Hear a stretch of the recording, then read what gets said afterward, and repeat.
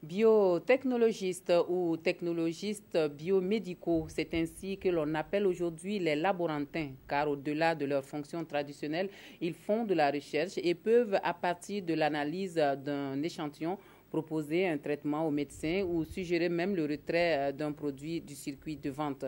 Si vous voulez apprendre à mieux connaître ces spécialistes de la santé, leur journée internationale, c'est aujourd'hui 15 avril. C'est un prétexte pour nous pour vous présenter un technologiste biomédical, Konsoun Koulibaly et Maïmouna Traoré.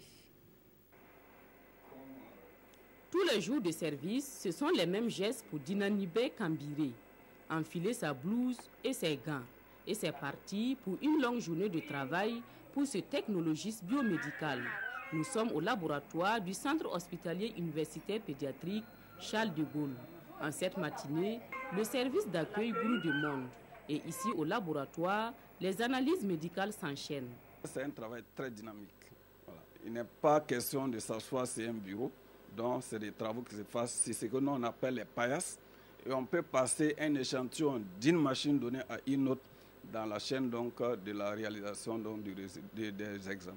Pour ça, pour être sûr du résultat et pour cette sûreté du résultat, il y a ce qu'on appelle couramment donc, des contrôles de qualité qui sont passés à tous les niveaux pour s'assurer à la fin que le résultat qu'on rend au patient est vraiment son résultat. C'est un travail qui exige rigueur, patience, attention et minutie.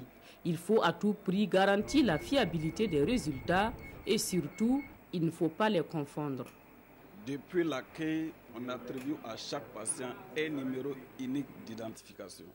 Donc c'est ce numéro depuis donc, le bulletin du patient qui accompagne l'échantillon et l'échantillon est étiqueté pour chaque patient jusqu'à la sortie des résultats. En plus de toutes ces précautions, l'analyse médicale comporte d'autres exigences au laboratoire.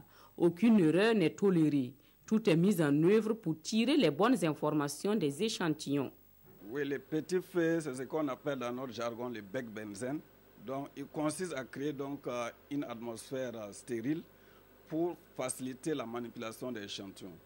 Quand on fait une analyse bactériologique, il faut éviter au maximum que donc, les germes donc, de l'atmosphère ne viennent contaminer l'échantillon. Le technologiste biomédical est un maillon essentiel dans la prise en charge du patient.